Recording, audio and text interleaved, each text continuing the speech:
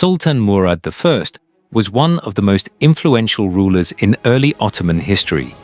He did not merely inherit a growing state. He transformed it into a structured empire that stretched across Anatolia and deep into Europe. His reign marked the true emergence of the Ottomans as a dominant power in the Balkans. Through conquest, administration, and military reform, Murad I laid the foundations upon which future sultans would build a world empire. Known by the title Hudavendigar, meaning the sovereign or the devotee of God, Murad I ruled with a combination of religious conviction, political intelligence, and military discipline. His life ended on the battlefield, making him the only Ottoman sultan to die during active combat, a symbol of his warrior identity. Early life and background. Murad I was born on June 29, 1326 in Bursa, the capital of the Ottoman Beylik at the time. He was the son of Orhan Gazi, the second Ottoman ruler, and Nilüfer Hatun, who was of Greek origin. Raised in a frontier society shaped by warfare and faith, Murad grew up learning governance, diplomacy, and military command. The early Ottomans were not yet emperors, but frontier warriors, fighting Byzantine forces and rival Turkish beyliks. Murad absorbed this culture deeply. He was trained to lead armies, administer land, and uphold Islamic justice. These formative experiences prepared him for a reign that would reshape the Ottoman state.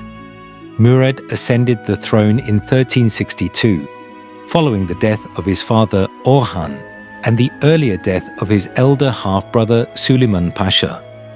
His succession was uncontested, allowing him to focus immediately on expansion and reform. Accession to the throne. When Murad I became sultan, the Ottomans controlled parts of northwestern Anatolia and a foothold in Europe.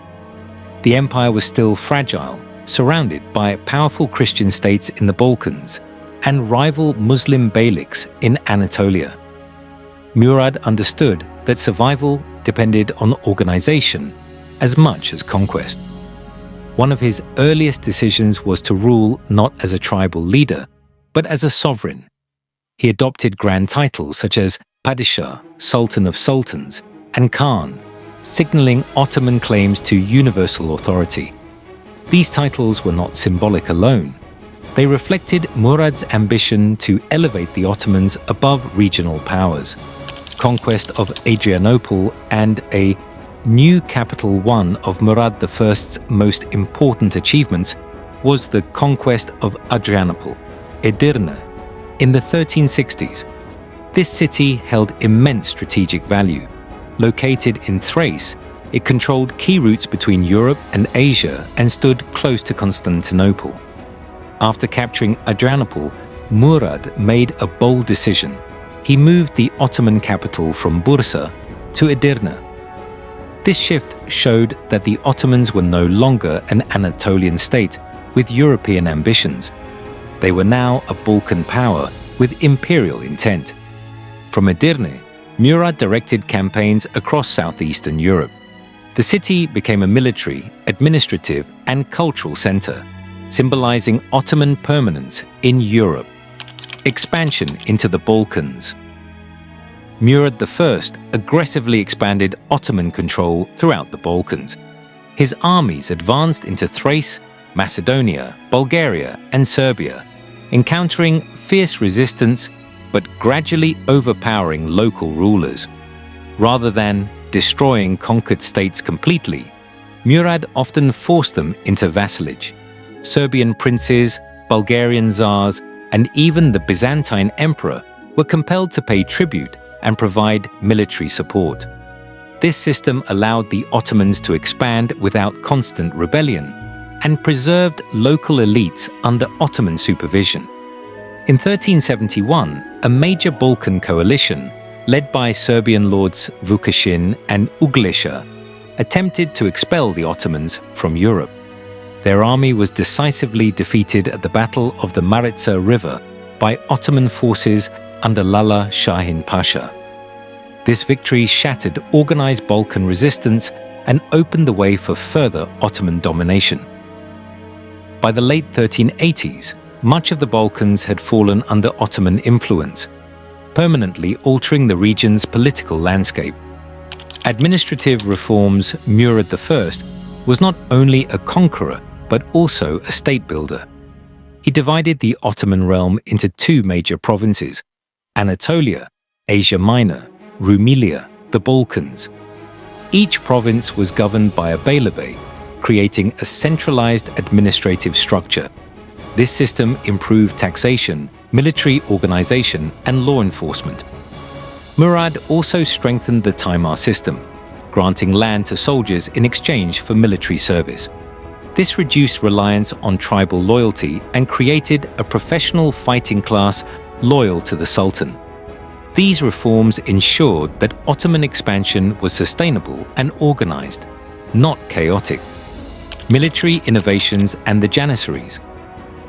One of Murad I's most lasting legacies was the development of the Janissary Corps. This elite infantry force was recruited through the Devshirme system, which took Christian boys, converted them to Islam, and trained them as soldiers or administrators. The Janissaries were paid directly by the state and owed absolute loyalty to the Sultan. Unlike feudal armies, they were disciplined, uniformed, and permanently mobilized.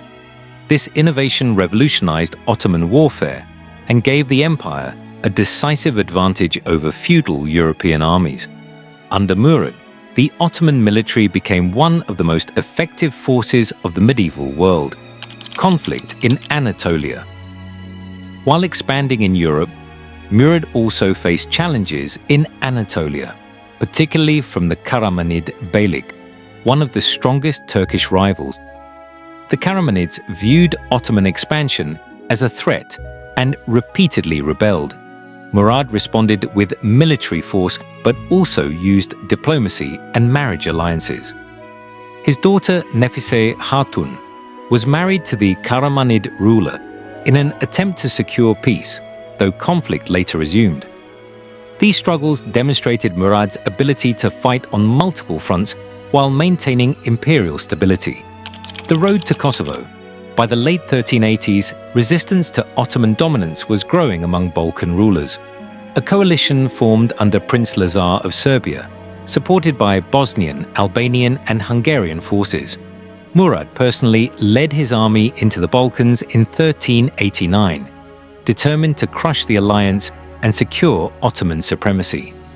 The opposing forces met on the 15th of June, 1389 at the Field of Kosovo, a battle that would become legendary in both Ottoman and Serbian history. The Battle of Kosovo. The Battle of Kosovo was one of the most significant clashes of the medieval Balkans. Both armies fought fiercely, and casualties were enormous on both sides. According to various accounts, Sultan Murad I was killed during or shortly after the battle. One tradition states that Serbian knight Miloš Obilić assassinated him by stabbing him in his tent. Ottoman chroniclers claim Murad was killed while inspecting the battlefield after the fighting ended. What is certain is that Murad died on the field of victory. His son Bayezid, commanding the Ottoman left wing, immediately assumed control and ordered the execution of his brother Yaqub Çelebi to prevent a succession crisis. Although both armies suffered devastating losses, the Ottomans emerged strategically victorious, securing their dominance in the Balkans. Death and burial. Murad. The first internal organs were buried on the Kosovo field, at a site that later became known as Meshed-i Hudavendiga. This place remains sacred to Muslims in the region. His body was transported to Bursa, where he was buried in the Sultan Murad Türbe. The dual burial symbolized his role as both a Balkan conqueror and an Anatolian ruler. Character and personality. Ottoman sources describe Murad I as just, charitable, and deeply religious. He supported scholars, built mosques, and distributed food to the poor. He was known for humility despite his power. Byzantine writers portrayed him as calm, disciplined, and merciless toward enemies, yet fair toward Christians who accepted Ottoman rule. He spoke little but with authority, and he demanded strict obedience. Murad embodied the ideal of the warrior ruler, balancing faith, justice, and force, family and succession. Murad I had several wives and many children. His most famous son, Bayezid I, succeeded him and continued Ottoman expansion with even greater speed. Murad's family alliances through marriage played a key role in Ottoman diplomacy, linking the dynasty to Byzantine, Bulgarian, and Turkish noble families. Legacy of Murad I Sultan. Murad I transformed the Ottoman state from a frontier principality into a true empire. He established permanent rule in Europe, created strong administrative systems, and introduced military reforms that shaped Ottoman success for centuries. His reign marked the beginning of Ottoman dominance in the Balkans and set the stage for later conquests, including the eventual fall of Constantinople. Murad I is remembered not only as a conqueror, but as a builder of institutions, a ruler who understood that empires are sustained by order, discipline, and vision. Conclusion. The story of Sultan Murad I is the story of the Ottoman Empire's rise. Through courage, strategy, and reform, he changed the course of history. His death on the battlefield sealed his legacy as a warrior sultan, while his reforms ensured that the empire he built would endure long after him. Murad I did not simply rule an empire, he created one,